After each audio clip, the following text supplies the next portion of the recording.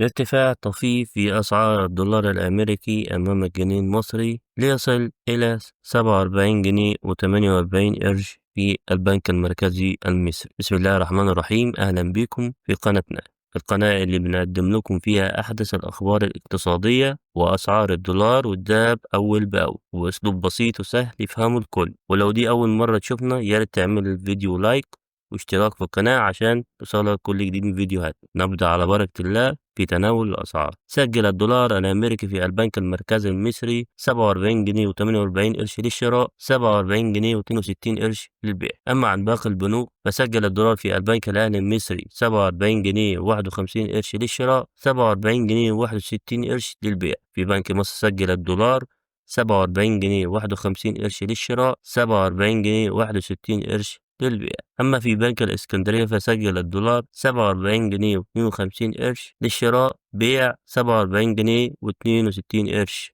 أما في بنك CIB سجل الدولار 47 جنيه و65 قرش، بيع 47 جنيه و70 قرش. في بنك القاهرة سجل الدولار 47 جنيه و51 قرش للشراء، بيع 47 جنيه و61 قرش. بكده نقدر نقول إن الدولار لسه محافظ على استقراره النهاردة ومفيش تغير كبير في الأسعار حتى لحد دلوقتي. وبكده نكون وصلنا لنهاية الفيديو.